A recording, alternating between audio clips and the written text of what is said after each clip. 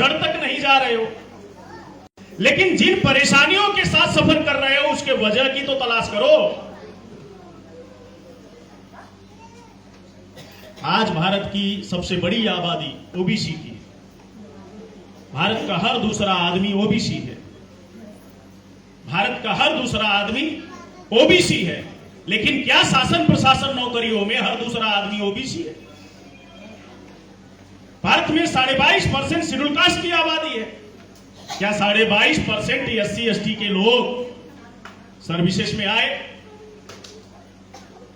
संविधान का प्रत्येक आर्टिकल आपके फेवर में डॉक्टर बाबा साहब अम्बेडकर ने लिखा, चाहे article 340, article 341, article 342, article 330, article 332,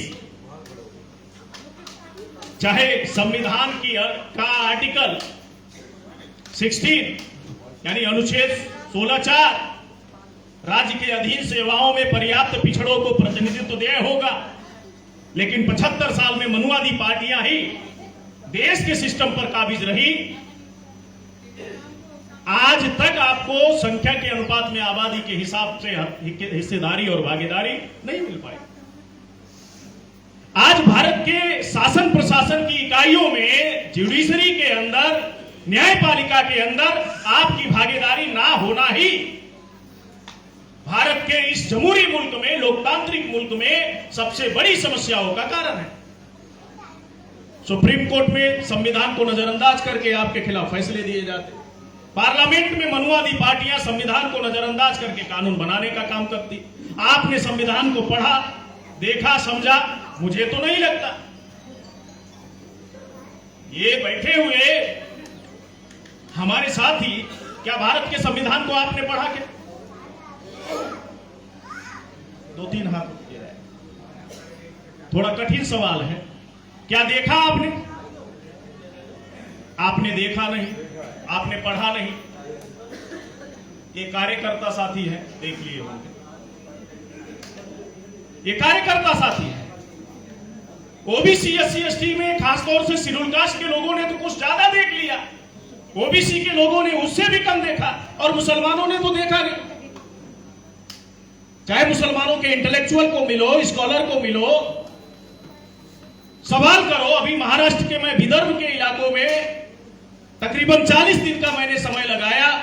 मुसलमानों के इलिटरेट आबादी में भी हमने सफर किया, कम पढ़े लिखे जो लोग थे उन एरिया में भी सफर किया, और जहां हाईली क्वालिफाइड जो लोग थे उनके बीच में भी जाने का काम किया और सवाल करता था। तो कोई सिंगल हाथ उठ के नहीं आते थे कि हमने संविधान पढ़ा है। सिंगल हाथ नहीं उठ के आते थे कि संविधान हमने देखा है। आपने संविधान देखा नहीं, पढ़ा नहीं, वो संविधान बदलने की बात कर रहे हैं। जिस संविधान की रचना डॉक्टर बाबा साहब अम्बेडकर ने की, उसमें 395 आर्टिकल, 12 अनुसूचियां, 22 अध्याय लिखे। प्रत्येक आर्टिकल, अनुच्छेद आपके फेवर में लिखे, प्रत्येक लाइनें आपके हक में लिखी, उन लाइनों में इस्तेमाल किए गए प्रत्येक शब्द आपके हक में लिखे। लेकिन 75 साल से मेरा सवाल है, ये मनुवादी पार्टियां, कांग्रेस, बीजेपी ही हुकूमत में रही, आज 400 से अधिक अमेंडमेंट कर दिए, संशोधन कर दिए, तब्दीली कर दिए। ये जो 400 से अधिक अमेंडमेंट किए गए, संशोधन किए गए, तब्दीली किए गए, इन संशोधनों से क्या आपके अधिकार बढ़े या जो थे खत्म कर लिए गए? जब आपके अधिकार 75 साल से इन मनुवादियों ने और मनुवादी पार्टियों ने खत्म करने का काम किया, फिर उनका दामन और उनको सर पे उठाकर आप ढोने का काम क्यों कर रहे हो भाई? उसे मैले की तरह उठाकर फेंक क्यों नहीं देते अपने सरों से, जो आपके सर पर बैठकर आपके मुस्तकबिल को और आने वाले नस्लों के मुस्तकबिल को तबाह और बर्बाद करने का काम कर रही।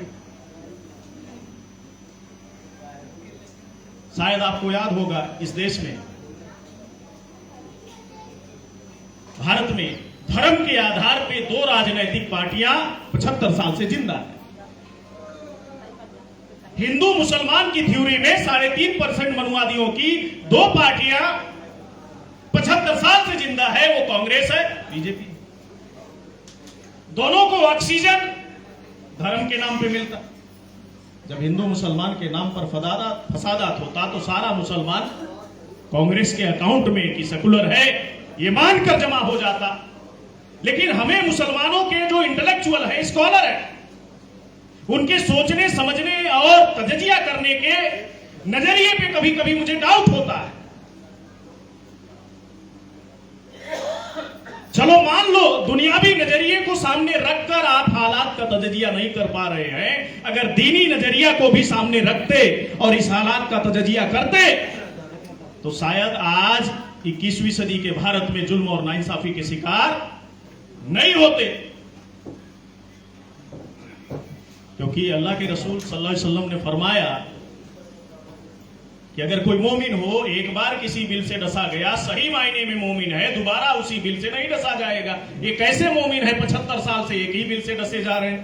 तो कभी कभी मुझे डाउट हो जा रहा है, डसे जा रहे हैं कि इनको कोई पकड़ कर ले जाकर डसवाने का काम कर रहा है। कभी कभी शक होता है कि ये खुद ब खुद डसे जा रहे हैं कि इनको कुछ लोग पकड़कर जो निजी मफाद के लिए, निजी फायदे के लिए आस्तीन का सांप बनकर शकल मुसलमान जैसी लेकिन हरकत मुनाफिकों जैसी, ऐसे कुछ लोग गद्दारी करके 75 साल से तुम्हें डसवाने का काम कर रहे हैं। इस बात की तजजिया कौन करेगा भाई? अगर तुम्हारा दीनी नजरिया भी दुरुस्त होता तो मेरा सवाल है एक मोमिन के लिए, सिर्फ भारत के मोमिन की बात नहीं कर रहा हूं, दुनिया के मोमिन की बात कर रहा हूं, उसके पांव काट दिए जाए, हाथ काट दिए जाए, जुबा काट दिए जाए, ये बात मंजूर है। हक से महरूम कर दिया जाए, ये भी बात मंजूर है। लेकिन मसाजिदों पर आ चाहे, दीने इस्लाम पर आ चाहे, ये बात किसी मोमिन के लिए बर्दाश्त है क्या भाई? नहीं हो सकती। जब ये बात बर्दाश्त नहीं हो सकती तो बाबरी मस्जिद में जिन्होंने ताले डलवाए उन्हें आज तक कैसे बर्दाश्त कर रहे हो भाई? कौन सा नजरिया है आपका? जिन्होंने बाबरी मस्जिद में मूर्तियां रखवाई उन्हें आज तक कैसे बर्दाश्त कर रहे हो? जिसका प्राइम मिनिस्टर था राजीव गांधी, जाके शिलान्यास करके आया। अरे 22 जनवरी 2024 का अखबार उठा के पढ़ लेना। मध्य प्रदेश का पूर्व मुख्यमंत्री कमलनाथ, कांग्रेस का, उसका बयान पढ़ लेना। कहा तेरा प्राइम मिनिस्टर नरेंद्र मोदी आज जाके शिलान्यास कर रहा है, हमारा प्राइम मिनिस्टर था राजीव गांधी जाकर पहले ही रामलला का शिलान्यास करके आया। कौन सा नजरिया है तुम्हारा कांग्रेस का तायद करने का, साथ देने का? आर्टिकल 341 में शेड्यूल कास्ट से कन्वर्टेड मुसलमानों को भी शेड्यूल कास्ट का स्टेटस था। 10 अगस्त 1950 को पंडित जवाहरलाल नेहरू प्राइम मिनिस्टर था देश का, उसने संशोधन करके आर्टिकल 341 की धारा 3 जोड़ी और शेड्यूल कास्ट से कन्वर्टेड जो मुस्लिम आए उनको शेड्यूल कास्ट का स्टेटस समाप्त करने का काम किया। किसने किया? कांग्रेस के लोगों ने किया। दूर की बात छोड़ दो, तमाम 57 साल तक रूलिंग पार्टी रही कांग्रेस। तुम सच्चर कमीशन की बात करते हो सिर्फ, लेकिन सच्चर कमीशन के पहले गोपाल सिंह पैनल की 1983 की आई रिपोर्ट को क्यों नहीं मुताला करते? सच्चर कमीशन के बाद 2006 के बाद रंगनाथ मिश्रा कमीशन की आई रिपोर्ट का मुताला क्यों नहीं करते? 2013 में प्रोफेसर अमिताभ कुंडू कमीशन की आई रिपोर्ट का मुताला क्यों नहीं करते? गवर्नमेंट किसकी? कांग्रेस की थी। रिपोर्ट कमीशन किसने बनाए? कांग्रेस ने बनाए और बताया कि मुसलमानों की हालात SC/ST से भी बदतर है नौकरियों में। तो तुम्हें नुमाइंदगी सच्चर कमीशन की सिफारिशों को, गोपाल सिंह पैनल की सिफारिशों को, मिश्रा कमीशन की सिफारिशों को, अमिताभ कुंडू कमीशन की सिफारिशों को कांग्रेस ने लागू नहीं किया। क्यों नहीं किया? ये सवाल है। नहीं किया तो आप उनका क्यों तायद कर रहे हो? ये भी मेरा सवाल है। 29 जनवरी 2008 को मालेगांव में सिलसिलेवार बम धमाके किए, शब-ए बारात का रोज था और उस बम धमाके के बाद बेगुनाह मुसलमानों को ही गिरफ्तार किया गया। मैं सैल्यूट करता हूं ATS के जब चीफ बने IPS हेमंत करकरे, IPS हेमंत करकरे साहब ने साफ साफ तफ्तीश की, जांच की और पहली बार भारत के तारीख में असल टेररिस्ट पकड़े गए। कर्नल प्रसाद पुरोहित, दयानंद पांडे, सुधाकर उपाध्याय पकड़े। केंद्र में सरकार किसकी? कांग्रेस की। स्टेट में सरकार किसकी? कांग्रेस की। और ATS के चीफ IPS हेमंत करकरे ने उनके साथ जो लैपटॉप बरामद किया, जो दस्तावेज बरामद किया, वो दस्तावेज देश की एकता और अखंडता को खंडित करने वाले थे। उस आधार पे अभिनव भारत, सनातन प्रभात और विश्व हिंदू परिषद जैसे संगठनों पे बैन लगाया जा सकता था। कांग्रेस ने क्यों नहीं बैन लगाया? 2004 से 14 तक गवर्नमेंट किसकी थी? घटना घटी 2008 में। घटना का खुलासा भी जब हुआ, कांग्रेस की गवर्नमेंट। पर्याप्त दस्तावेज और सबूत एटीएस के चीफ इकट्ठा किए, लेकिन उन्हें साजिश करके रास्ते से हटाया गया। और उस साजिश के बारे में गहराई से जानना है हमारे ओबीसी, एससी, एसटी, माइनॉरिटी के इंटेलेक्चुअल और स्कॉलर को, तो महाराष्ट्र के फार्मर आईजी एस.एम. मुशर्रफ साहब की लिखी किताब who killed IPS Hemant Karkare, IPS Hemant Karkare के हत्यारे कौन है, पढ़ो। दस्तावेजी सबूतों के साथ उन्होंने एक किताब लिखी, अमेजन पे उपलब्ध है। अगर उस किताब में रॉन्ग बातें लिखी गई होती तो क्या आरएसएस के लोग, बीजेपी के लोग छोड़ते क्या? क्यों नहीं बैन किया? अगर कांग्रेस के लोगों ने इस तरह के वारदात में शामिल लोग जो थे, मनुवादी विचारधारा के लोग, आरएसएस के लोग, अगर उन पर पाबंदी लगाते, 21वीं सदी के भारत में आपके बच्चों की मॉब लिंचिंग करने से पहले आरएसएस और बजरंग दल के गुंडे 1000 बार सोचते। अगर उन टेररिस्ट लोगों को अगर फांसी पर चढ़ाया होता उस दौर में, तो इस तरह की गतिविधियों को अंजाम देने वाले लोग अंजाम देने से पहले 1000 बार सोचते। तो कौन सा नजरिया है? न दीनी नजरिया, न दुनियावी नजरिया है। एक नजरिया जो भारत के मुसलमानों को लीड कर रहा है, एक अकलियत का तबका है जो आरएसएस और कांग्रेस का 3.5% यूरेशियन मनुवादियों के तंजीमों का वो गुलाम बनकर काम कर रहा है और निजी मफाद के लिए काम कर रहा है। इसीलिए इस हालात को देखकर मौजूदा दौर में एक शायर है, मंजर भोपाली साहब, 2 लाइनें कहा करते कि बच के कहां जाए इस सियासी जंगल से, बच के कहां जाए इस सियासी जंगल से, एक तरफ दरिंदा है, एक तरफ शिकारी है। आज भारत के जो ओबीसी, एससी, एसटी, माइनॉरिटी के लोग हैं, दरिंदे और शिकारियों के बीच में फंस गए। दरिंदा यानी कांग्रेस, शिकारी यानी बीजेपी। ये दरिंदे और शिकारियों के बीच में फंस गए। तो इस हालात से निकलने के लिए, और जो कायद है, कायद के संदर्भ में एक बात मैं कहना चाहता हूं, कार्यकर्ताओं को यह बात समझना चाहिए। कायद हुआ होता है जो जाहिर पोशीदा इल्म रखता हो, हर हालात का सही तरीके से तजजिया करके सही रास्ता निकालकर उस पर चलने की खुद कोशिश करता है और आवाम को भी चलने के लिए तैयार करता है। कायद हुआ होता है जो जालिम कौन है, मजलूम कौन है, इस बात का इल्म रखता हो। कायद हुआ होता है आने वाले खतरात से खुद को आगाह करता है और आवाम को भी आने वाले खतरात से आगाह करने का काम करता है। लेकिन हम आप जिस कायद के पीछे हमारा समाज खड़ा है, आज उन्हें आने वाले खतरात से, खतरों से यानी आगाह, खबरदार करने का काम नहीं करता। अगर करता होता तो 75 साल से हमारे लोग इन मनुवादी पार्टियों की गुलामी नहीं कर रहे होते। अगर ये कायद उन्हें आने वाले खतरात और उनके साथ हो रही जमींदोज साजिशों से आगाह और खबरदार करते, तो शायद आपके खिलाफ जमींदोज करने वाली साजिशें नहीं होती। और ये साजिशें करने वाले लोग 1000 बार सोचते। तो इस बात को हम तमाम साथियों को गौर करने की जरूरत है। और आज मैं सैल्यूट करता हूं मान्यवर वामन मिश्राम साहब को, इसलिए मैं कहा करता हूं कि you can fool some people for some time, you can fool some people for some time, you cannot fool all the people for all the time। कुछ लोगों को तुम मूर्ख बना सकते हो, कुछ लोगों को कुछ समय के लिए मूर्ख बना सकते हो, लेकिन सभी लोगों को हमेशा के लिए मूर्ख और गुलाम नहीं बना सकते, जब तक बामसेप और भारत मुक्ति मोर्चा के सिपाही और क्रांतिकारी और जाबाज साथी जिंदा है। इसलिए मैं कहा करता हूं कि ये बात अलग है कि तुम न बदलो, ये बात अलग है कि तुम न बदलो, मगर जमाना बदल रहा है। फूल पत्थर पे खिल रहे हैं और चिराग आंधियों में जल रहा है। ये बैठे हुए जिंदा चिराग है जो विपरीत हवाओं में भी इस देश को बचाने के लिए और मनुवादी व्यवस्था समाप्त करने के लिए अपना समय, श्रम, बुद्धि, हुनर, साधन संसाधन लगाकर आने वाले नस्लों के मुस्तकबिल को बेहतर बनाने के लिए, आने वाले पीढ़ियों के भविष्य को बेहतर बनाने के लिए और एक बेहतर भारत बनाने के लिए लगातार सफर कर रहे हैं। और भारत से हमेशा के लिए जुल्म और नाइंसाफी और गैर बराबरी की व्यवस्था खत्म हो, इसके लिए लगातार कोशिश कर रहे हैं। इसलिए हमें गर्व है, हमें फक्र है ये जिंदा चरागों पर। इसलिए मैं कहा करता हूं, वसीम बरेलवी साहब दो लाइनें कहते कि गर वसूलों पर आंच आए तो टकराना जरूरी है, गर वसूलों पर आंच आए तो टकराना जरूरी है, जिंदा है तो जिंदा नजर आना जरूरी है। चे गेरा एक क्रांतिकारी है, दार्शनिक है। वो कहा करते हैं कि कुछ लोग इस खौफ से जंगे मैदान में नहीं उतरे कहीं हमें मौत ना आ जाए।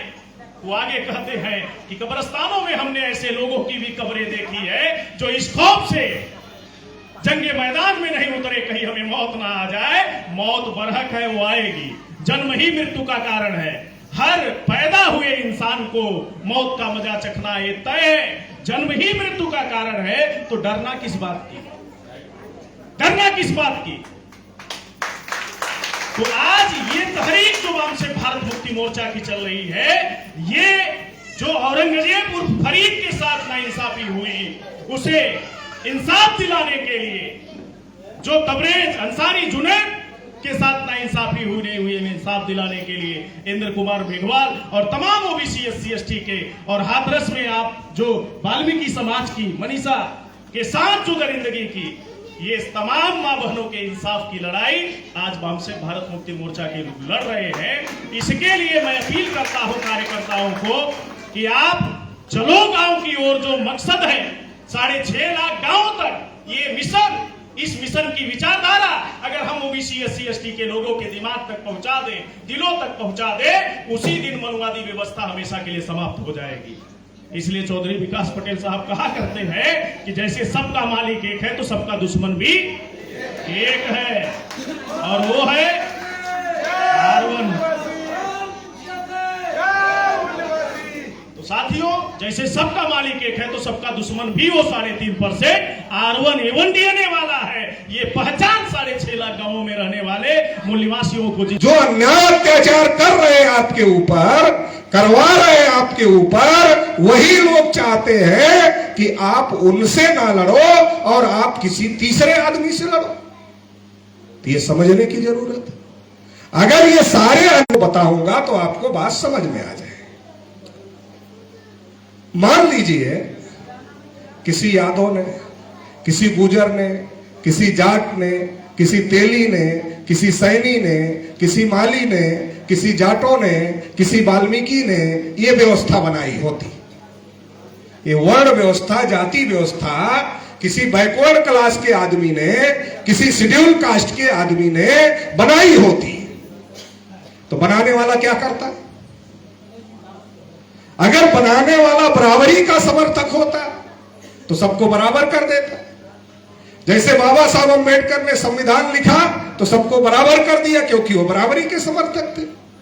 लेकिन अगर बनाने वाला गैर बराबरी का समर्थक रहेगा तो सबसे ऊपर किसको रखेगा? खुद को सबसे ऊपर रखेगा। अब अगर हमारे पुरखों ने यह व्यवस्था बनाई होती तो बनाने वाला इतना मूर्ख कैसे हो सकता है कि लात जूता खाने के लिए खुद को ही नीचे रख देगा? इतना मूर्ख तो कोई बनाने वाला नहीं हो सकता है। इसका मतलब क्या है? जो सबसे ऊपर है उसने ही बनाया। इसका दूसरा मतलब क्या है? जो सबसे ऊपर है उसने ही इस व्यवस्था को बनाया। तो वर्ण व्यवस्था में, जाति व्यवस्था में सबसे ऊपर कौन है? 3.5% ब्राह्मण। 3.5% ब्राह्मण वर्ण व्यवस्था, जाति व्यवस्था में सबसे ऊपर है। अगर 3.5% ब्राह्मण सबसे ऊपर है तो इसका मतलब इस व्यवस्था को ब्राह्मणों ने बनाया, क्षत्रियों ने भी नहीं बनाया, वैश्यों ने भी नहीं बनाया। क्योंकि अगर क्षत्रिय बनाता तो अपने को ऊपर रख लेता, वैश्य बनाता तो अपने को ऊपर रख लेता। क्षत्रियों ने नहीं बनाया। हमारे कुछ लोग कहते 15% लोगों ने, नहीं 15% लोगों ने नहीं बनाया। 3.5% ब्राह्मणों ने बनाया, 15% लोगों ने नहीं बनाया। ब्राह्मणों ने बनाया क्योंकि वही सबसे ऊपर है। क्षत्रिय और वैश्य अगर बनाता तो अपने को ऊपर रख लेता, क्षत्रिय दूसरे नंबर पर था, तो बार बार क्षत्रिय और ब्राह्मणों में संघर्ष होता रहता था। तो इसलिए ब्राह्मणों ने एक काल्पनिक पात्र तैयार किया अपना मनोबल ऊपर उठाने के लिए और क्षत्रियों का मनोबल गिराने के लिए। वो काल्पनिक पात्र का नाम रखा परशुराम, और कहा परशुराम ने 21 बार धरती से क्षत्रियों को खत्म कर दिया था ताकि क्षत्रियों के ऊपर मानसिक रूप से विजय हासिल किया जा सके और इसको आधार बना करके क्षत्रियों को दबाया जा सके। तो यह व्यवस्था ब्राह्मणों ने बनाया। और कब बनाया? टाइम्स ऑफ इंडिया में 21 मई 2001 को एक खबर छपी। वो खबर ये कहती है कि जो भारत का ब्राह्मण है उसका जो डीएनए है वो डीएनए मूल रूप से भारतीय नहीं। एससी का डीएनए, एसटी का डीएनए, ओबीसी का डीएनए, माइनॉरिटी का डीएनए, ये सब मिल रहा है, ये मूल भारतीय है। लेकिन ब्राह्मणों का डीएनए मूल रूप से भारतीय नहीं है। फिर क्या है? तो यूरेशियन लोगों से मिलता है। इसका मतलब यह है कि हमको तो अंग्रेजों के बारे में ब्राह्मण उछल उछल के बता रहे ये विदेशी थे, हमने खदेड़ दिया। मुगलों के बारे में ब्राह्मण उछल उछल कर कूद कूद के हमको बता रहे, अपने बारे में चिड़ी चुप है, कुछ नहीं बता रहे। दूसरों के बारे में डंका बजा रहे हैं और अपने बारे में चुप है, अपने बारे में कुछ नहीं बता रहे। जबकि अंग्रेजों और मुगलों के आने के पहले ब्राह्मण इस देश में आए और वर्ण व्यवस्था और जाति व्यवस्था बनाकर हम लोगों को गुलाम बनाने का काम ब्राह्मणों ने किया। एकलव्य की कहानी कुछ लोगों ने पढ़ी हो। एकलव्य गुरु द्रोणाचार्य के पास जाते हैं और गुरु द्रोणाचार्य को कहते हैं गुरुजी हमें धनुर्विद्या सिखाओ। गुरुजी पूछते हैं तुम्हारा कुल क्या है, तुम्हारा गोत्र क्या है? एकलव्य कहते हैं, बताते हैं अपना कुल गोत्र। द्रोणाचार्य कहते हैं तुम्हारे लिए धनुर्विद्या नहीं है। तो एकलव्य स्वतः अभ्यास करते और उस अभ्यास की वजह से एकलव्य इतने बड़े धनुर्धर हो जाते हैं कि जो विद्या एकलव्य को आने लगती है वो विद्या द्रोणाचार्य को भी नहीं आती। तो द्रोणाचार्य एकलव्य के पास जाते हैं और एकलव्य को क्या कहते हैं? तुमने हमको गुरु माना, दक्षिणा नहीं दिया। तुमने हमको गुरु माना, दक्षिणा नहीं दिया। अपने लोग कितने सीधे साधे भोले भाले होते, इसलिए तो ठगे जाते हैं ना।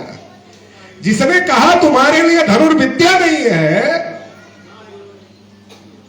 वही कह रहा है कि तुमने हमको गुरु माना और दक्षिणा नहीं दिया।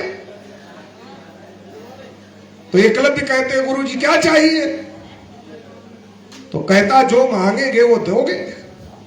तो 3 बार कहलवाता है दे, और फिर कहता है कि दाहिने हाथ का अंगूठा चाहिए। मुझे नहीं पता है कि द्रोणाचार्य शाकाहारी थे कि मांसाहारी थे, मुझे नहीं पता, सही में नहीं पता है।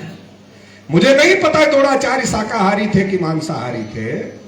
लेकिन अगर द्रोणाचार्य ने अंगूठा खाने के लिए मांगा होता, पेट भरने के लिए मांगा होता, तो द्रोणाचार्य को भी यह बात पता थी कि अंगूठे में इतना मांस नहीं होता कि उससे पेट भरा जा सके। तो इसका मतलब खाने के लिए तो नहीं मांगा। फिर क्यों मांगा? इसलिए मांगा कि अगर दाहिने हाथ का अंगूठा काट लेंगे इसका तो कभी भी ये धनुष नहीं उठा पाएगा, नहीं चला पाएगा। तो इसकी जो विद्या इसने सीखा है वो सब खत्म हो जाए। तो भारत में क्या हो रहा है आज? क्या हो रहा है? जब आप अपने बच्चे को पढ़ने के लिए भेजते हो तो लिखित परीक्षा में बच्चा टॉप, और फिर प्रैक्टिकल में द्रोणाचार्य मिल जाते हैं। लिखित परीक्षा में टॉप और प्रैक्टिकल में सबसे कम नंबर। और भारत सरकार मास्टरों को कौन सा पुरस्कार देती है? द्रोणाचार्य पुरस्कार। तो सरकार की भी मानसिकता अंगूठा कटना चाहिए तभी तो द्रोणाचार्य पुरस्कार देती है। नहीं, द्रोणाचार्य ने तो अपने शिष्य के लिए ऐसा कुछ किया नहीं। कि जिसके आधार पर टीचर को द्रोणाचार्य पुरस्कार से सम्मानित किया जाए। तो ये बात मैं इसलिए बता रहा हूं कि जो हमें 75 साल से खाली अंग्रेज मुगल अंग्रेज मुगल अंग्रेज मुगल अंग्रेज मुगल अंग्रेज मुगल ये जो मूर्ख बनाया जा रहा है 75 साल से, इसके अलावा भी मामला है। अंग्रेज आए तो क्या हुआ? अंग्रेज आए तो ना पढ़ने लिखने का अधिकार मिला। अंग्रेजों के पहले था हमारे लोगों को पढ़ने लिखने का अधिकार। अंग्रेज आए तो अंग्रेजों ने कानून बनाकर पढ़ने लिखने का अधिकार दिया, धन संपत्ति रखने का अधिकार दिया, कुर्सी पर बैठने का अधिकार दिया। नहीं तो इन लोगों की मनुस्मृति क्या कहती है? इन लोगों की मनुस्मृति कहती है कि इनके कान में ज्ञान का शब्द पड़ जाए तो शीशा पिघला कर डाल, आंख से देख ले तो आंख में सूजा डालकर आंख फोड़ दो, उच्चारण करे तो जीभ काट लो। इनकी मनुस्मृति कहती है। ये तो नहीं चाहते थे कि हमारे लोग पढ़े लिखे। ये तो अंग्रेज आए तो हम लोगों को पढ़ने लिखने का अधिकार दिया, और इसकी वजह से ज्योतिबा फूले पढ़े। और ज्योतिबा फूले जब पढ़े तो ज्योतिबा फूले अपने ब्राह्मण मित्र की बारात में गए। ब्राह्मणों ने ज्योतिबा फूले को धक्के मारकर बाहर कर दिया। ज्योतिबा फूले बहुत दुखी हुए, दुखी थे। सामने से जिनके गले में मटका और पीछे झाड़ू बंधा था वो जा रहे थे, वो मजे में दिख रहे थे ज्योतिबा फूले को। ज्योतिबा फूले और ज्यादा दुखी हो गए कि मुझे तो केवल धक्के मारकर बाहर किया गया, मुझे बड़ा दुख है। इनके गले में मटका, पीछे झाड़ू बंधा, इनको कोई गम ही नहीं है। तो ज्योतिबा फूले ने विचार किया, मुझे क्यों दुख हो रहा है, इन्हें क्यों दुख नहीं हो रहा। तो ज्योतिबा फूले को समझ में आया, मैं पढ़ा लिखा हूं, मेरे अंदर मान सम्मान स्वाभिमान की भावना है, इसलिए मुझे बुरा लग रहा है। अगर इनको भी पढ़ा लिखा दिया जाए, इनके अंदर भी स्वाभिमान पैदा हो जाएगा तो इनके साथ गलत होगा, इनको भी बुरा लगेगा। क्योंकि दिक्कत क्या है, अपना आदमी हैबिचुअल हो जाता किसी चीज का।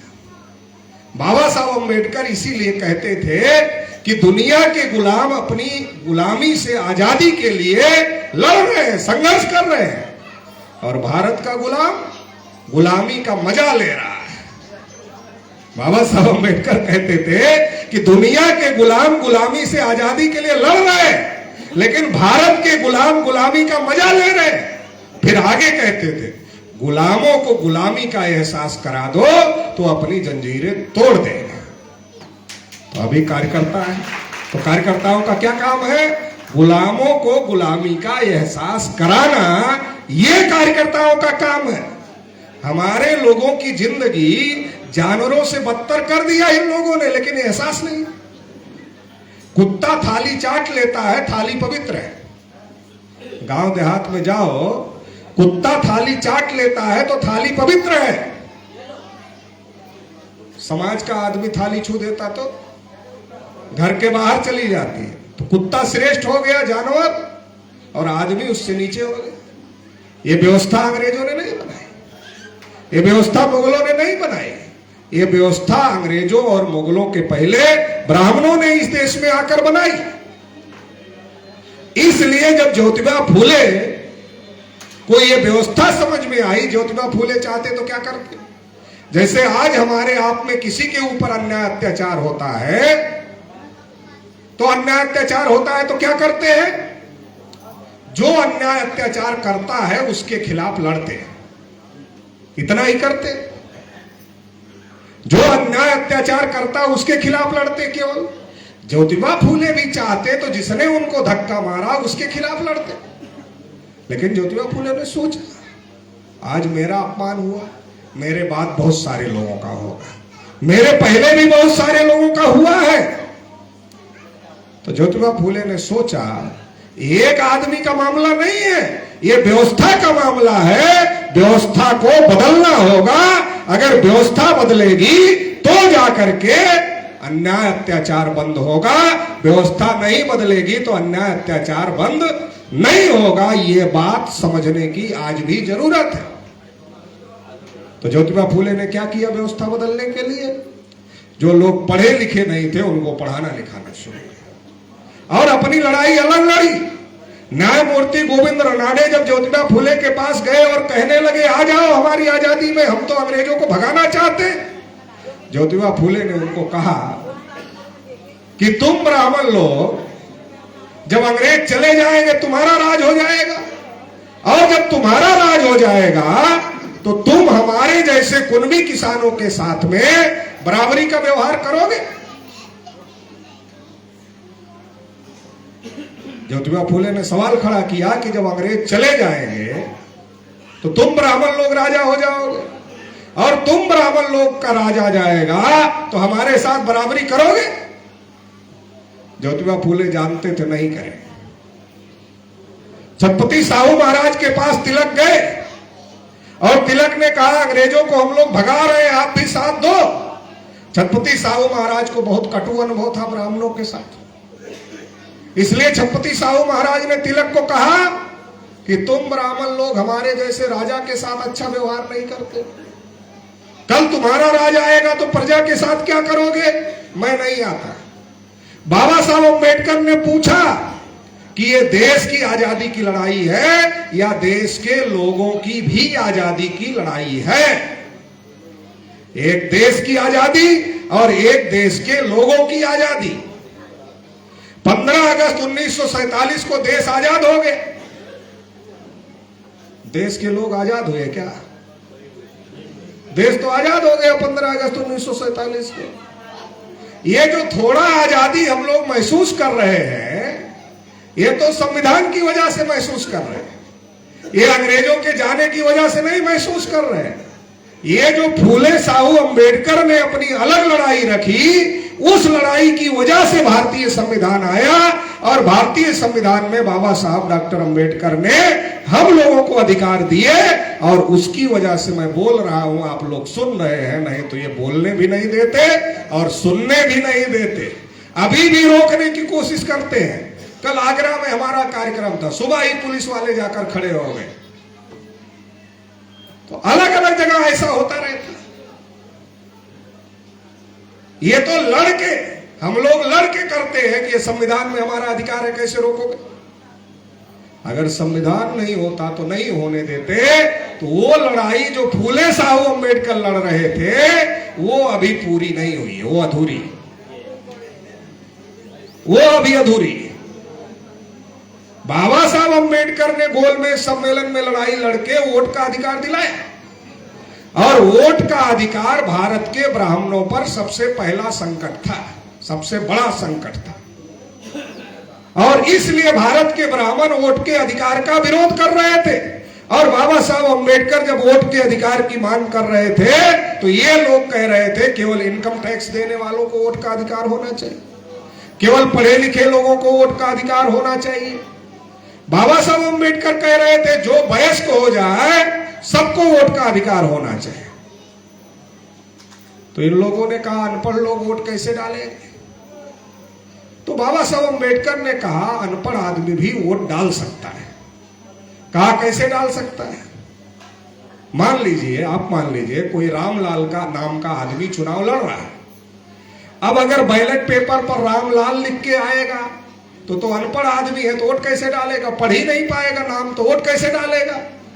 तो बाबा साहब अंबेडकर ने कहा अगर इस बात का प्रचार कर दिया जाए कि जो कैंडिडेट चुनाव लड़ रहा है उसका ये चुनाव निशान है, जैसे मान लीजिए रामलाल चुनाव लड़ रहा है तो रामलाल का चुनाव निशान कुर्सी है, बैलगाड़ी है, घोड़ा गाड़ी है, ऐसा प्रचार कर दिया जाए तो पढ़ने की जरूरत ही नहीं।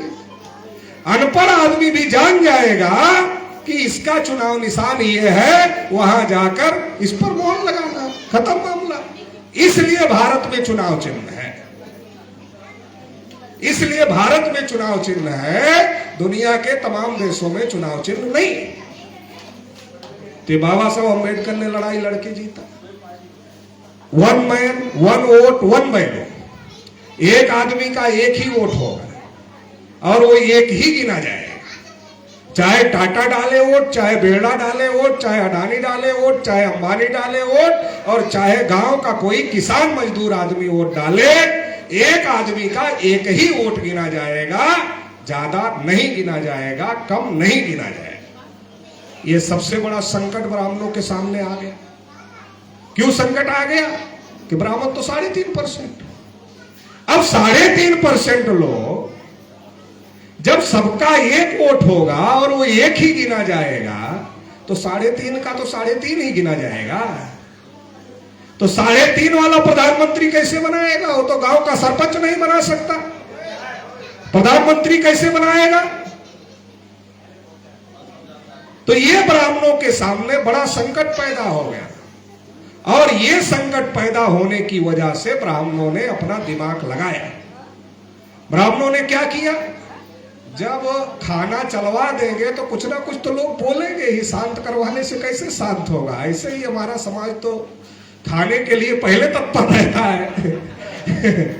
कुछ ऐसे भी होते हैं जो कि अगर उनको पता चल जाए कि नाश्ता खाना है तो आते हैं।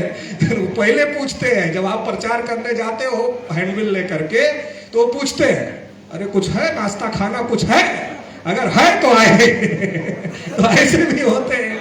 तो कम से कम रोक कर रखो। आदमी के पास 2 प्रकार की आवश्यकता होती है, एक दिमाग की, एक खुराक की आवश्यकता होती है, और एक पेट के खुराक की आवश्यकता होती है। जानवर के पास दिमाग के खुराक की कोई आवश्यकता नहीं होती है, उसका पेट की खुराक से ही काम चल जाता है, तो उसको दिमाग के खुराक की जरूरत नहीं होती है। लेकिन आदमी को दोनों खुराक की जरूरत होती है। तो ये ले लेने दिए होते और बाद में उसको भी चला देते हो, तो जब बना है तो मिलेगा ही सबको। तो हमारे लोग कभी कभी खुद ही डिस्टरबेंस पैदा कर देते हैं।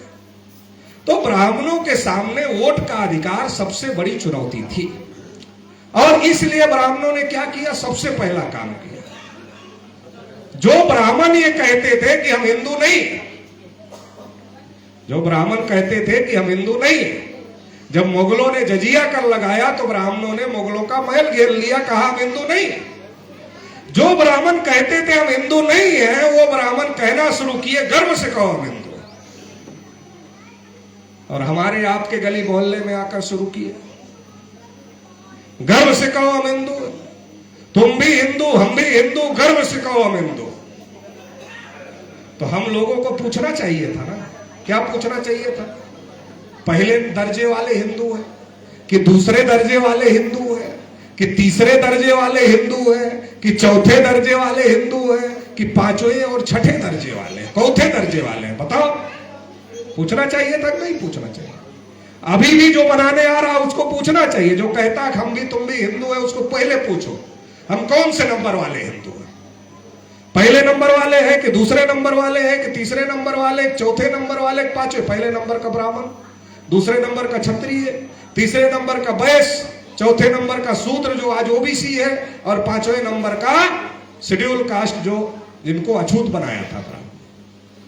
तो ये 5 दर्जे के, कौन से दर्जे के? हम तीसरे दर्जे के, चौथे दर्जे के, पांचवें दर्जे? हमें नहीं बनना, हम पहले नंबर के, हमको नहीं बनना, तुम बने रहो। तो ब्राह्मण हमारे अब ये ना पूछो इसके लिए क्या किया? तो तुम भी हिंदू, हम भी हिंदू, गर्व से कहो हम हिंदू है। एक एक मुसलमान 14-14 बच्चे पैदा कर। जब ये कह दिया तो दिमाग तो मुसलमानों की तरफ चला गया। 14-14 मर रहे थे, ये हम चौथे नंबर के हिंदू है तो भूल ही गए। तो कहा एक एक मुसलमान 14-14 बच्चे पैदा कर रहे हैं। वो दिन दूर नहीं जब मुसलमानों का देश पर कब्जा होने। मतलब ब्राह्मण ये बता रहे हैं कि 400 साल, 500 साल, 600 साल, 700 साल जब मुसलमान पैदा करके करके करके करके करके जब अपनी संख्या बढ़ा लेंगे, तब देश पर कब्जा कर ले। और हम समझ गए, अरे बुद्धि तो थोड़ा लगाना चाहिए ना। बुद्धि केवल मानव के पास में है और किसी जानवर के पास नहीं है। ये भी खास बात आपको बता रहा हूं। दुनिया में केवल इंसान एक ऐसा प्राणी है जिसके पास विवेक बुद्धि है। जानवरों के पास सहज बुद्धि होती, विवेक बुद्धि नहीं होती। विवेक बुद्धि किस लिए? विवेक बुद्धि सही और गलत का फैसला करने के लिए है। इंसान है जो सही को सही तय कर सकता है और गलत को गलत तय कर सकता है। जानवर ऐसा नहीं कर सकता। जानवर तो ट्रेनिंग पर चलता है। ट्रेनिंग कैसे? बंदर को नाचते हुए देखा होगा आपको। नचाने वाला जैसे इशारा करता बंदर वैसे नाचता। हाथी आता है शादी में कुछ लोग हाथी बुलाते हैं, तो हाथी को पालने वाला जैसा जैसा उसको सिखा कर रखता है हाथी वैसा वैसा करता है। एक बार जंगली हाथी बुला लो शादी में, फिर देखो क्या होगा, फिर पता चलेगा क्या होगा। तो जानवर ट्रेनिंग पर चलता है, उसके पास सही गलत का जजमेंट करने की क्षमता नहीं होती। तो ट्रेनिंग में बंदर को बता दिया ऐसे नाचना है, सिखा दिया, जैसे जैसे इशारा करेगा नचाने वाला वैसे नाचे। हमारा ओबीसी एससी एसटी के आदमी को भी ब्राह्मणों ने ट्रेनिंग दे दिया, वैसे ही नाचता रहता है जैसे जैसे इशारा करता है। दिमाग ही नहीं लगाता, बुद्धि ही नहीं लगाता। अरे बुद्धि लगाने की जरूरत है, ट्रेनिंग पर नाचने की जरूरत नहीं। बता दिया ये जाति ऊपर है, ये इसके नीचे, ये इसके नीचे, ये इसके नीचे। हर आदमी सोच लिया हमारे नीचे ये जाति है। हर जाति वाले को पूछो तुम्हारे नीचे कौन कौन जाति होती है, वो बताएगा ये जाति हमारे नीचे होती है। वो बुद्धि नहीं लगाया कि इंसान में जाति नहीं होती, जानवर में जाति होती, बुद्धि नहीं लगाया। और जब आदमी विवेक बुद्धि का प्रयोग नहीं करता है तो आदमी के हालत जानवरों से भी ज्यादा खराब हो जाते हैं। इसलिए ओबीसी की गिनती नहीं हो रही है, जानवर की हो रही है। उदाहरण देखकर बता रहा हूं, क्योंकि ओबीसी बुद्धि का प्रयोग नहीं कर रहा है। जब बुद्धि का प्रयोग नहीं करेगा तो उसकी हालत जानवरों से खराब हो जाएगी। मान लो एक जानवर का बच्चा पैदा हुआ, गाय का, भैंस का, उसको पानी में डाल दो, क्या होगा? तैर के बाहर निकल जाएगा, डूबेगा नहीं, सहज बुद्धि है। और आदमी के बच्चे को डाल दो, फिर क्या होगा? डूब जाएगा। क्यों? आदमी को विवेक लगाना पड़ेगा कि कैसे तैरना है, विवेक लगाना पड़ेगा। शरीर को कैसे करना है कि शरीर का भार पानी के भार से कम हो जाए, उसको विवेक लगाना पड़ेगा। लेकिन विवेक नहीं लगाएगा तो जानवर तो तैर कर पार हो जाएगा, आदमी डूब जाएगा, जानवर से बदतर हालात में पहुंच जाएगा। तो हमारे लोगों को समझाया 14 पैदा कर रहे हैं, 500 साल में, 600 साल में, 700 साल में संख्या बढ़ा लेंगे, देश पर कब्जा कर लेंगे। समझ गए? 3.5 वालों के पीछे खड़े। छोटी सी बात नहीं समझ पाए। छोटी सी बात क्या अगर बुद्धि लगाते, क्या कहते? अरे भाई पंडित जी ये बता रहे हैं कि मुसलमान बच्चे पैदा करेंगे करेंगे करेंगे, संख्या बढ़ाएंगे, फिर कब्जा करेंगे। ओबीसी की आबादी 52% है, एससी की आबादी 15% है, एसटी की आबादी 7.5% है। ये टोटल मिलाकर 74.5% हो गए। अगर माइनॉरिटी को जोड़ दिया जाए तो लगभग 90% हो जाएंगे। तो ये 90% मतलब आज ही हमारी संख्या ज्यादा है। जब संख्या से ही कब्जा होता है तो हम आज ही कब्जा क्यों नहीं कर लेते? तो छोटी सी बात है, बहुत बड़ी बात तो नहीं। मतलब तुम हमको 600 साल का डर दिखा रहे हो, 700 साल का, कि संख्या बढ़ जाएगी तब कब्जा करें। अरे हमारी संख्या तो आज ही ज्यादा है, आज ही कब्जा कर सकते। ये तो छोटी सी बात है, लेकिन ये छोटी सी बात नहीं समझ पाए। क्यों? विवेक बुद्धि का इस्तेमाल नहीं करते। अरे विवेक बुद्धि का तो इतना इस्तेमाल नहीं करते कि बच्चा हमारे लोग पैदा करते, नाम पंडित जी से पूछ कर रखते। अब बच्चा पैदा करना कठिन काम है कि नाम रखना कठिन काम है? पैदा करना कठिन काम है। जो कठिन काम है वो खुद करते हैं, नाम रखवाने के लिए ब्राह्मण के पास जाते और फिर पूछते हैं कुछ गड़बड़ वड़बड़ तो नहीं है? तो बता देता ज्यादा कुछ गड़बड़ नहीं है, थोड़ा मांगलिक वाला मामला है। अब मांगलिक वाला है तो क्या उपाय है इसका? उपाय भी ब्राह्मण बताएगा, पैसा भी ब्राह्मण लेगा, खाना भी ब्राह्मण खाएगा, सब कुछ ब्राह्मण के पास जाएगा। तुमको केवल लूटता रहे, ये लूट की व्यवस्था है। फिर बच्चे को पढ़ाकर बड़ा करते हैं, फिर वो डॉक्टर हो जाता, इंजीनियर हो जाता, प्रोफेसर हो जाता, वकील हो जाता। फिर शादी की तारीख तय करनी होती है, शादी लगानी होती है। तो शादी कौन लगाता है? अनपढ़ वाला ब्राह्मण चलेगा, समाज का पीएचडी नहीं चलेगा। अनपढ़ ब्राह्मण चलेगा लेकिन समाज का पीएचडी नहीं चलेगा। फिर घर बनाता आदमी, फिर गृह प्रवेश किससे कराता? ब्राह्मण से कराता। और ये करते करते मर जाता है। मर जाता है तो विरासत में सारी प्रॉपर्टी अपने बच्चे को देकर जाता है और उसके साथ ही साथ ये गुलामी भी सौंप कर जाता है, वो भी विरासत में देकर जाता है। तो फिर बच्चे की मां पूछती है, बच्चे को कहती है, अरे जा ना पुरोहित के यहां जा, पूछ के आ पिताजी की आत्मा को शांति मिल गई कि नहीं मिल गई। मतलब जिंदा तो खाया ही, मरने के बाद भी नहीं छोड़ने वाला है। अब ये भेज देते हैं पंडित संकट में। अगर वो कह दे कि आत्मा कुछ नहीं होती, शांत हो गई, फिर क्या होगा, उसको कहां से मिलेगा, वो संकट में मना कैसे करे यार, बड़ा नुकसान हो जाएगा। तो कहता भटक रही है, भटक रही, भटक रही है। तो भटक रही तो क्या होगा, देखो लोहा वोहे का कोई सामान, कुल्हाड़ी कुछ लेकर सोना सर के पास रख के, नहीं तो रात में पिताजी की आत्मा आएगी और तुम्हारा गला दबा देगी। तो अपना आदमी अपने बाप की आत्मा से डर जाता है और बाप की आत्मा से बचने के लिए लोहे का हथियार रख के सोता है। फिर ब्राह्मण आता है, खाता है, लेता है, फिर कहता है अब शांत हो गई, अब शांत हो गई। हम ये कह रहे हैं, अरे बुद्धि लगाओ भाई, पिताजी के आत्मा में अगर ताकत होती तो पिताजी हमारा गला दबाने आएंगे या हमारे दुश्मन का गला दबाने के लिए आएंगे।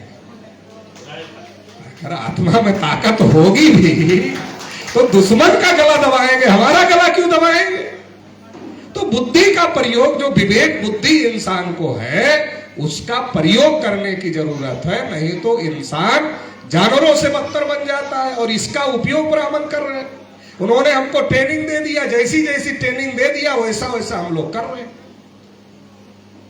इसलिए ज्योतिबा फूले कहते थे, जैसे बाल काटना ब्राह्मण का धर्म नहीं है, जैसे बाल काटना नाई का धर्म नहीं है, धंधा है, वैसे कर्मकांड करना ब्राह्मण का धर्म नहीं है, धंधा है।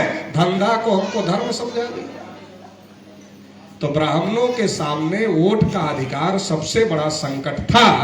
और इसके लिए ब्राह्मणों ने क्या कहा, हम लोगों को हिंदू के नाम पर अपने पीछे लगाने का काम किया, पहला काम किया। जो ब्राह्मण कहते थे हम हिंदू नहीं है, वो ब्राह्मण खुद को हिंदू कहने लगे।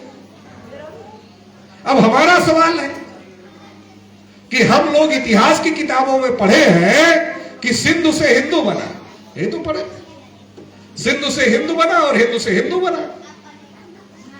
तो सिंधु सभ्यता किनके पूर्वजों ने बनाई थी?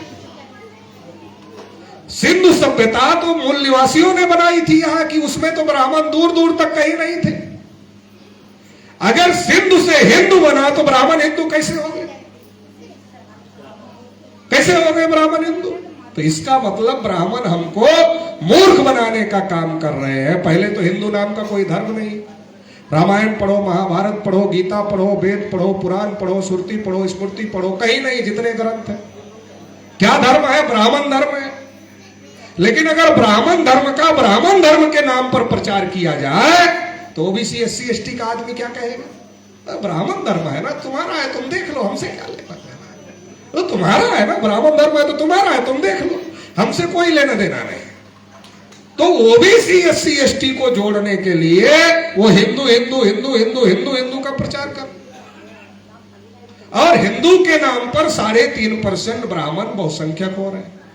पहला काम किया। दूसरा काम किया, कहा ये हर 10 साल में अंग्रेज जाति के आधार पर गिनती करते थे, तो इससे ये पता चल रहा ब्राह्मण 3.5% है।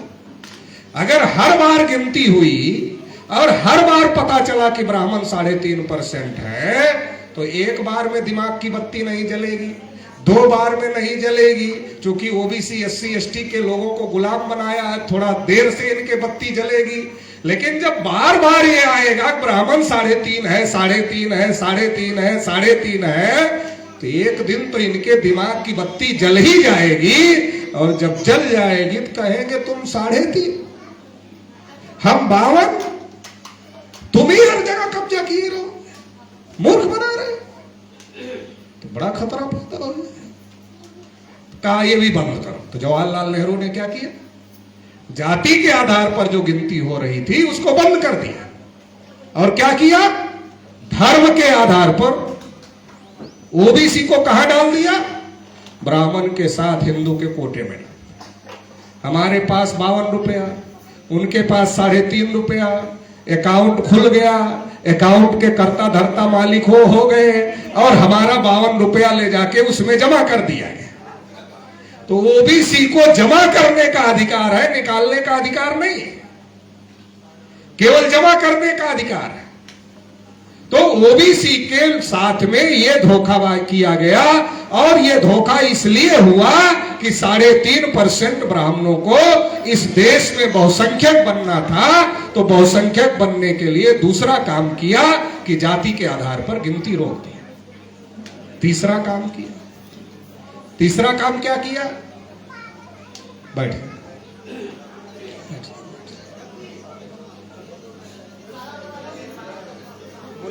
तीसरा काम यह किया कि 3.5% ब्राह्मणों ने सोचा, हो गया, बैठ जाओ आप लोग, बैठ जाओ, हो गया।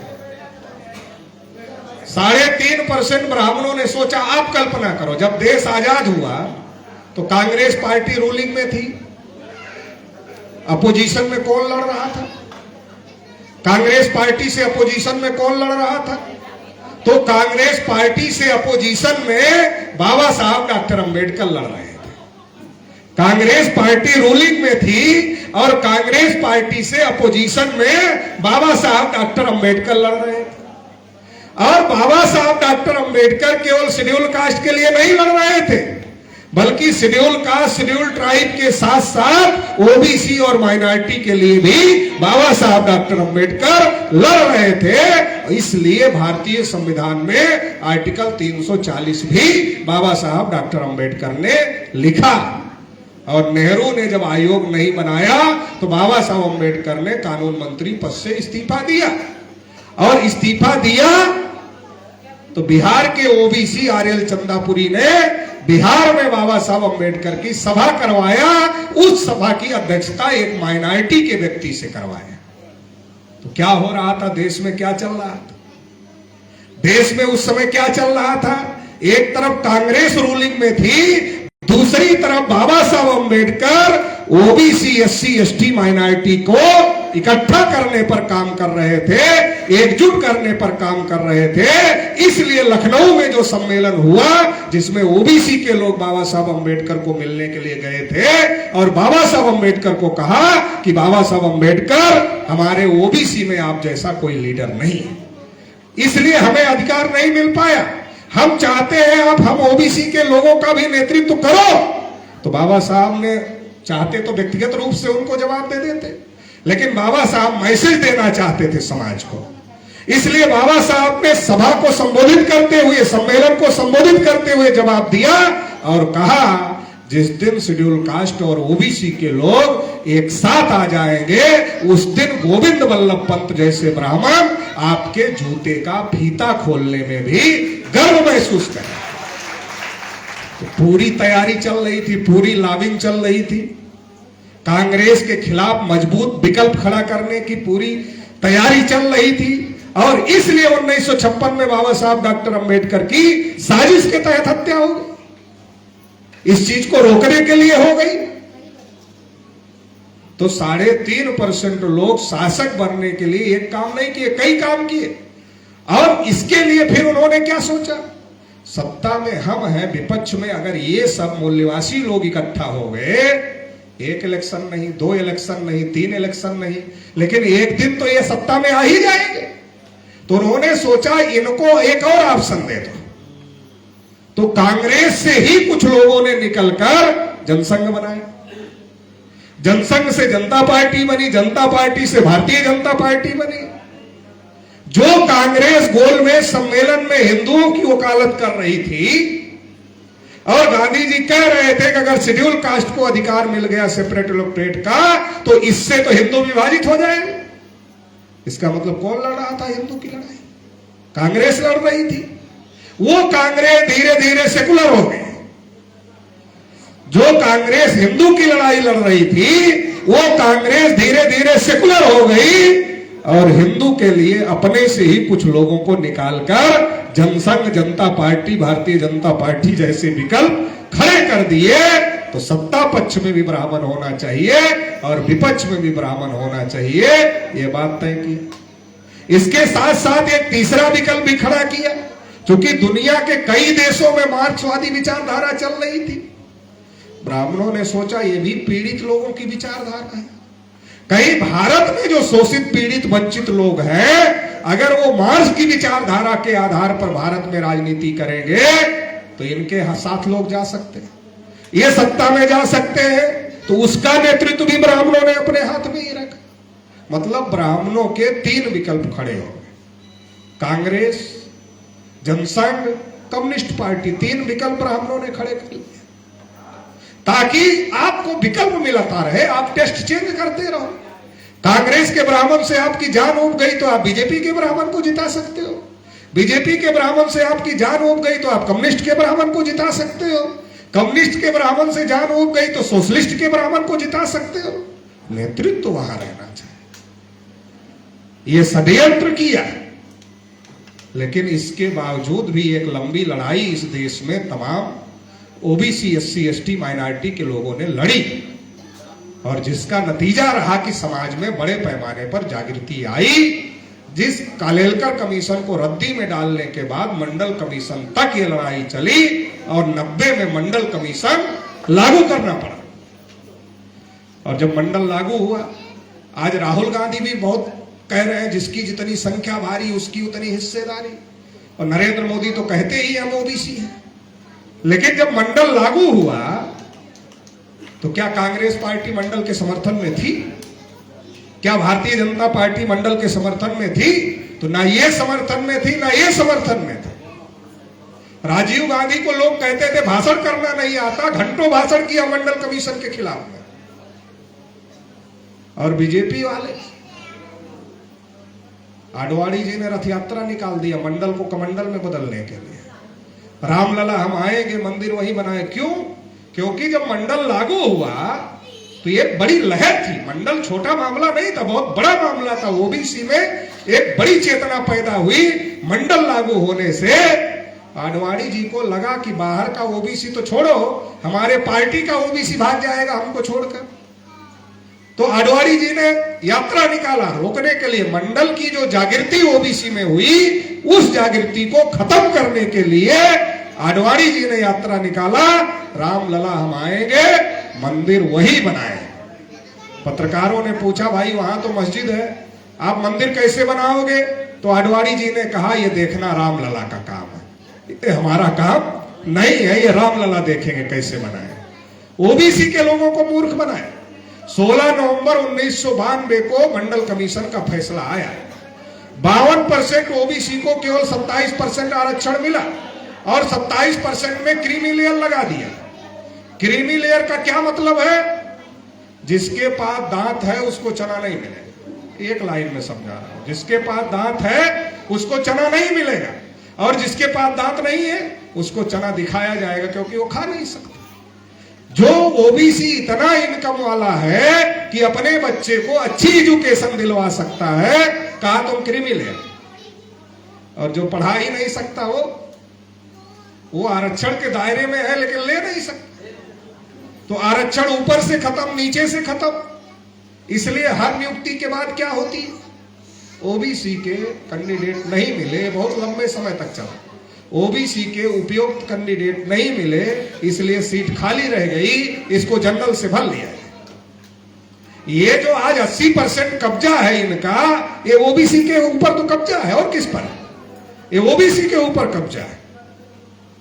मगर ओबीसी समझता तब तो। ओबीसी तो कमंडल की लड़ाई में चला गया। 16 नवंबर 1992 को फैसला आया, 6 दिसंबर 1992 को बाबरी मस्जिद गिर गई, और पूरा देश मंदिर मस्जिद की लड़ाई में फंस गया। इसलिए जब मैं ओबीसी के लोगों को पूछता हूं मंडल कमीशन की रिपोर्ट पढ़ा, तो चेहरा देखते हैं। तो पढ़ा होगा तब तो ना, तो हम समझ जाते। बहुत कठिन सवाल पूछ लिया तो हम पूछते देखा, आसान कर देते सवाल को। देखा तो फिर वो चेहरा ही देखता है। ना पढ़ा है ना देखा है, क्योंकि जब मंडल लागू हो रहा था तब तो कमंडल की सोच रहा था, मंडल की सोच ही नहीं रहा था, उसको पता है। चौधरी ब्रह्म प्रकाश जो ओबीसी के बड़े नेता थे, उन्होंने दिल्ली में उस समय मोर्चा निकाला और नारा लगाया कि हम पिछड़ों का नारा है 100 में 60 हमारा है। तो पत्रकारों ने चौधरी साहब को कहा, चौधरी साहब नारा आपका बहुत अच्छा है। कहा कौन सा नारा? कहा वही हम पिछड़ों का नारा है 100 में 60 हमारा है।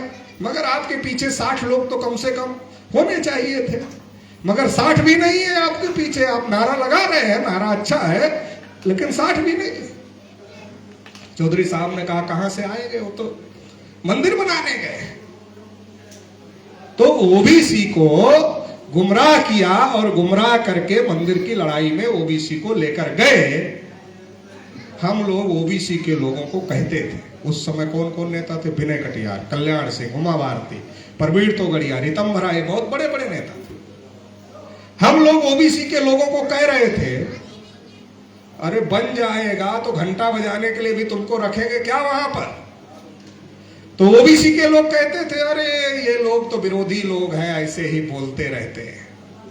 उनको लगता था कैसे नहीं रखेंगे, हमारे कल्याण सिंह बाबू जी इतने बड़े नेता हैं, उमा भारती जी इतनी बड़ी नेता है, विनय कटियार इतने बड़े नेता हैं, रितंभरा इतनी बड़ी नेता है, तोगड़िया इतने बड़े नेता हैं, कैसे नहीं रखेंगे? इतने बड़े बड़े नेता जो मंदिर आंदोलन चला रहे हैं, पूरा मंदिर तो इन्हीं के कब्जे में रहे। उनको लगता था ये लोग विरोधी हैं, इसलिए ऐसा बोलते हैं। मंदिर बना, एक भी ओबीसी को रखा?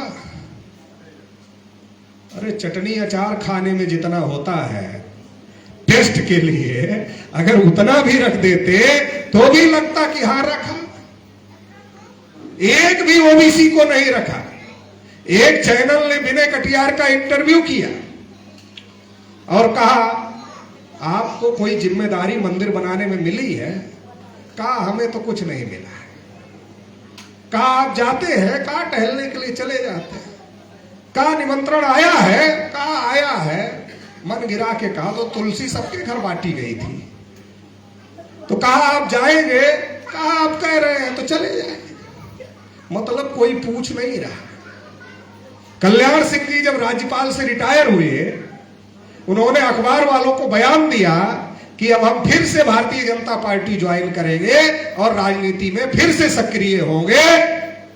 तो पता नहीं आप लोग देखते हैं खबरें कि नहीं देखते हैं, उसके 2-4 दिन बाद ही उनको नोटिस जारी हो गई बाबरी मस्जिद केस में। फिर कल्याण सिंह जी ने कभी नहीं कहा कि हम फिर से राजनीति करें। तो हमें समझने की जरूरत है हमारे साथ क्या हो रहा। हम लोग छोटे छोटे थे तो जब बच्चों को खिलाती है माँ तो कहती है कौवा तुम्हारा कान लेके गया उधर दे। तो कौवा कान लेके नहीं गया है, कान तो उसी के पास है, लेकिन वो कौवे पर ध्यान लगा लेता है। ओबीसी को ध्यान मंडल कमीशन पर लगाना चाहिए था, उसको मंदिर मस्जिद की तरफ डाइवर्ट कर दिया। और इसका नतीजा हुआ कि आज तक ओबीसी को ओबीसी का हक अधिकार नहीं मिल पाया। उसका नतीजा है, और मिलेगा तब जब वो जानेगा ना। इसलिए तो मैं कहता हूं कि ओबीसी की हजारों समस्याएं हैं, उसमें पहले नंबर की समस्या है कि उसकी क्या समस्या है वो जानता नहीं है। पहले नंबर की समस्या, दूसरे तीसरे चौथे पांचवे की बहुत सारी है। पहले अरे समस्या जान जाएगा तो सही जगह लड़ेगा, कहां लड़ने से समस्या हल होगा। नहीं जानता तो गलत जगह लड़ता है, गलत जगह लड़ने से उसका भी नुकसान, जिससे लड़ रहा है उसका भी नुकसान। हाथी तो है ही, जहां टक्कर मारता है तहां तहस नहस हो जाता है, संख्या तो ज्यादा है। तो मंडल में ओबीसी के साथ धोखेबाजी हो, लेकिन मंडल कमीशन की वजह से एक बड़ा परिवर्तन देश में हुआ।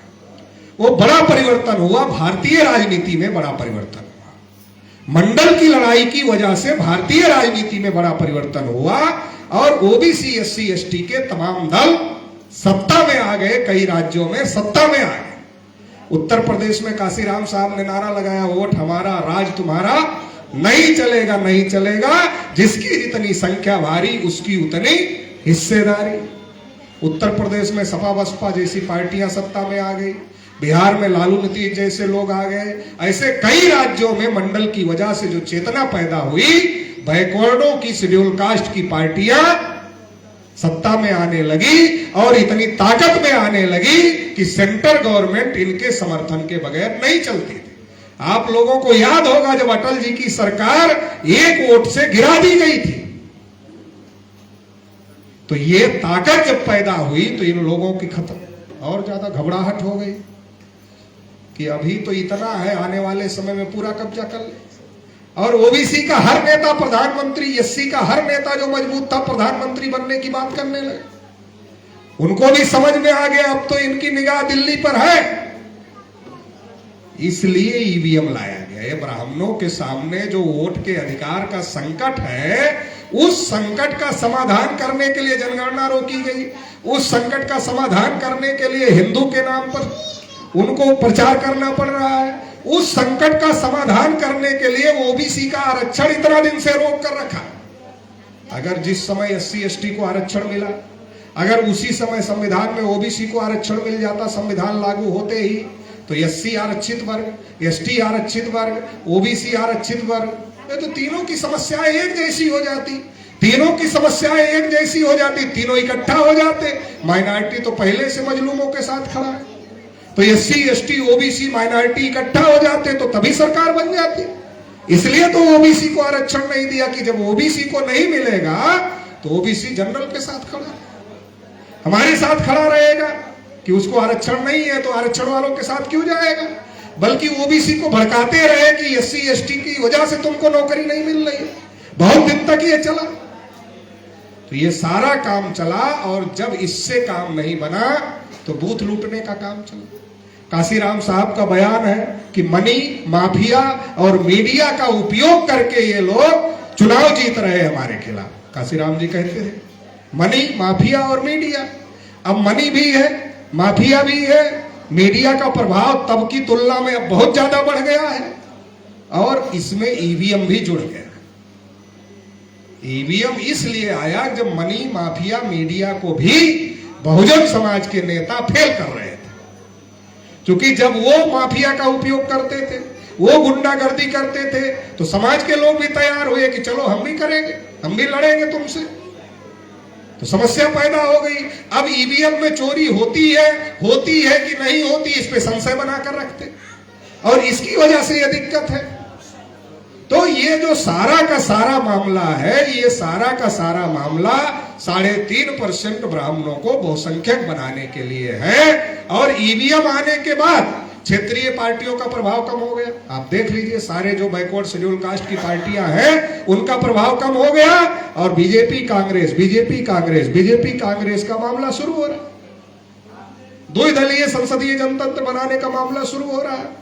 एक ब्राह्मण की पार्टी को भगाओ तो दूसरे ब्राह्मण की पार्टी को लाओ, दूसरे ब्राह्मण की पार्टी को भगाओ तो पहले ब्राह्मण की पार्टी को लाओ। काशीराम साहब कहते थे एक सांपनाथ है, एक नागनाथ है। नागनाथ जाता है तो सांपनाथ आता है, सांपनाथ जाता है तो नागनाथ आता है। आज तो हम ही लोग इतने गुस्से में रहते हैं।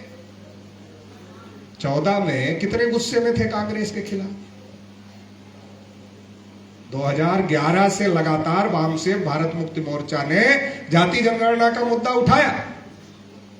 कांग्रेस ने क्या किया, अन्ना हजारे बाबा रामदेव को मैदान में उतारा और भ्रष्टाचार का मामला खड़ा कर दिया। और बीजेपी ने क्या किया, कहा जब एक ओबीसी के आदमी को प्रधानमंत्री बना देंगे तो ये मामला ही खत्म हो जाएगा। बीजेपी ने नरेंद्र मोदी को प्रधानमंत्री का चेहरा घोषित किया, और नरेंद्र मोदी ने क्या कहा, मैं पिछड़ी जाति का हूं, नीच जाति का हूं, चाय बेचने वाला हूं, इसलिए मेरा अपमान होता है। लोगों ने कहा बेचारा पिछड़ी भी है, नीच भी है, चाय बेचता मतलब गरीब भी है, बेचारे का अपमान भी लोग कर रहे हैं, इसके साथ खड़े होना चाहिए। कांग्रेस तो भ्रष्टाचारियों की पार्टी है ही, इसके साथ खड़े होना चाहिए। फिर कहा 15-15 लाख सबके खाते में डाले। लोगों ने कहा गरीब है, गरीबों का दुख समझता है, अच्छा आदमी है। फिर कहा हवाई चप्पल वाले हवाई जहाज में घूमेंगे। लोग तो और खुश हो गए, हवाई जहाज हमारा आदमी देखा नहीं है। आप किसी भी एयरपोर्ट के बाहर जाओ, सड़क पर लाइन लगाकर लोग हवाई जहाज देखने के लिए खड़े रहते हैं जहां से उड़ती है। लोग देखा नहीं है, जब मोदी ने सपना दिखा दिया हवाई चप्पल वाले हवाई जहाज में चले गए, कहा बहुत अच्छा आदमी, अब की बार कोई अच्छा आदमी आया। अब हम तो गांव में जाते हैं, देखते हैं हवाई चप्पल में इतने टाके लगे हैं कि जब तक हवाई चप्पल टूट के एकदम निकल नहीं जाता है तब तक उसमें टाके लगते हैं। मतलब सपने कैसे बेचे जा सकते हैं आप समझिए। फिर कहा किसानों की इनकम 2 गुना कर देंगे, फिर 3 कानून ले आया किसानों के खिलाफ। हर साल 2 करोड़ नौकरियां देंगे, फिर कहा पकौड़े तलो यही रोजगार है। अभी बिहार में कहा हमने रील बनाने का मौका दे दिया, रोजगार दे दिया लोगों को। अजीब मामला, कुछ नहीं किया, तीसरा कार्यकाल चल रहा है। समझने की बात है, जितना कहा था कुछ नहीं किया, तीसरा कार्यकाल चल रहा है, तो कैसे चल रहा है ईवीएम। राहुल गांधी ने सोचा जब फेंक फेंक के मोदी 3 बार प्रधानमंत्री बन सकते हैं, तो लग रहा हम फेंकने में कुछ कच्चे पड़ रहे हैं। तो राहुल ने सोचा अब हम भी फेंकेंगे बड़ी बड़ी। तो राहुल ने सोचा कि हम क्या फेंके, मोदी तो सब फेंक डाला है। कहा ये जो वामसेफ वाले बोलते हैं ये अभी मोदी नहीं फेंक पा रहा है, ये बचा हुआ है। बहुजनों वाली जो बात है ये बची हुई, बाकी सब तो मोदी फेंक डाला, अब उसके आगे हम कितना फेंकेंगे। तो ये वाला फेंकने का हमारे पास मौका है। तो राहुल गांधी अभी इधर वाली फेंक रहे हैं, जिसकी जितनी संख्या भारी उसकी उतनी हिस्सेदार। परसों मैं था हैदराबाद में, तो मैंने पूछा भाई इधर तो लागू हो गया होगा, कर्नाटक में भी सरकार है वहां भी लागू हो गया होगा। अरे जहां तुम्हारी सरकार है वहां जिसकी जितनी संख्या भारी उतनी उसकी हिस्सेदारी लागू करो, फिर देश भर में भाषण करो तो बात समझ में आती है। भाषण कर रहे हो, लागू नहीं कर रहे हो। तो राहुल गांधी क्या लगता है, जब भाषण करने से ही वोट मिल जाता है तो मोदी को मिल सकता, हमें भी मिल सकता। मोदी को मिल गया, फेंकते फेंकते हमें भी मिल जाए। सबसे ज्यादा चिंता ओबीसी SC ST की इस समय राहुल गांधी। चिंता नहीं है, फेंकने में कंपटीशन चल रहा, कौन कितना फेंक सकता। राहुल गांधी ने ज्यादा फेंका, 24 के चुनाव में RSS को झटका लग गया। झटका क्या लग गया, जो ओबीसी SC ST के लोग जागृत हुए, संविधान बचाने के नाम पर, लोकतंत्र बचाने के नाम पर वो बीजेपी के खिलाफ खड़े हो गए। बीजेपी की सरकार 2 बैसाखी पर, नीतीश कुमार और चंद्रबाबू नायडू की बैसाखी पर खड़ी हो गई। RSS वालों ने चिंतन किया ये 2 बैसाखी पर क्यों खड़ी हो। पता चला कि ये ईवीएम, ये जाति जनगणना का मुद्दा, लोकतंत्र का मुद्दा, संविधान का मुद्दा, इसकी वजह से ये कमजोरी आ गई। कहा रिकवर करना पड़े। फिर RSS के लोगों ने मीटिंग किया और कहा, क्या कहा, हमें जाति जनगणना से कोई ऑब्जेक्शन नहीं। पहले नरेंद्र मोदी क्या बोलते थे, बिहार में जब नीतीश कुमार और तेजस्वी यादव ने जातिगत सर्वे किया तो नीतीश कुमार मोदी जी भाषण करने गए तो कहा ये लोग जातिवाद बढ़ाने का महापाप कर रहे हैं। जब चुनाव हार गए तो अकल ठिकाने आई तो RSS ने कहा हमें कोई दिक्कत नहीं है, लेकिन इसका राजनीतिक उपयोग नहीं होना चाहिए।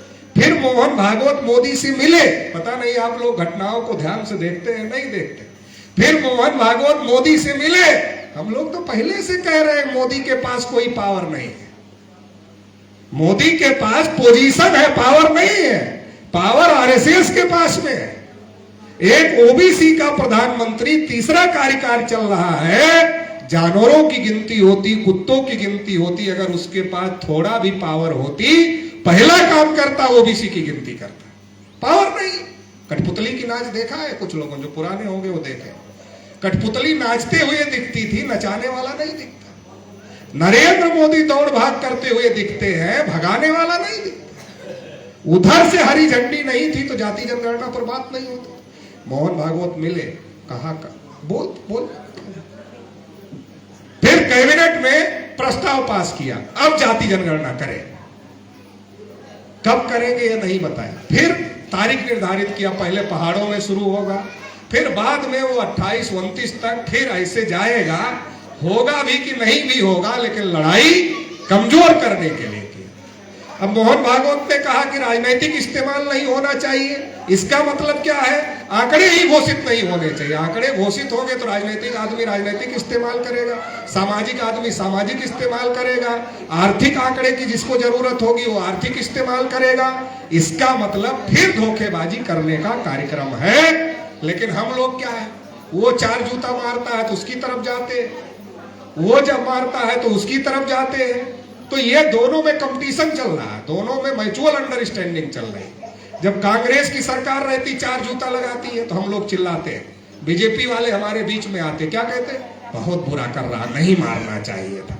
हम लोग सोचते बीजेपी ठीक है, फिर अगले इलेक्शन में बीजेपी को वोट देते, बीजेपी आ जाती है, तो कांग्रेस वाले उससे मिलते हैं, कहते आ गए। कैसे आ गए? हम चार जूता लगाए तब ना इनको गुस्सा आया, तब तो तुमको वोट दिए, तब तुम आए।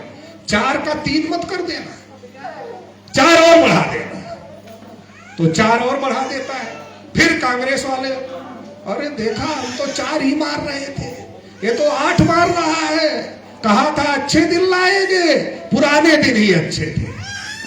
चल रहा है नहीं चल रहा? तो फिर जब इधर 8 पढ़ने लगा तो उधर भागता, उधर जाएगा तो फिर ये उसके कान में कहा, तुमने कहा था 8 मारने के लिए, हमने मारा इसलिए आए, 8 का 7 मत कर देना, 4 और बढ़ा देना, 12 कर देना। तो बारी बारी से आप कांग्रेस बीजेपी जितनी बार बदल रहे हो, उतनी बार जूतों की संख्या बढ़ रही, पिटाई बढ़ रही।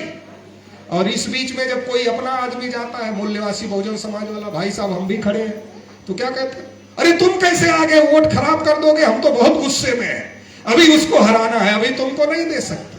फिर कहेगा फिर गुस्से में है, नहीं दे।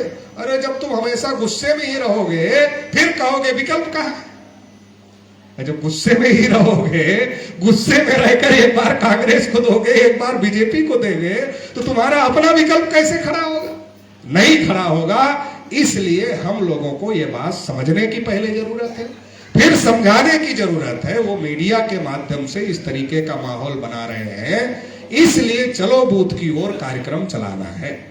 आज देश में कांग्रेस एक बड़ी ताकत है, बीजेपी एक बड़ी ताकत है, देश में एक तीसरी भी राष्ट्रीय स्तर की बड़ी ताकत है, और वो ताकत वामसेप और भारत मुक्ति मोर्चा की ताकत बड़ी ताकत है।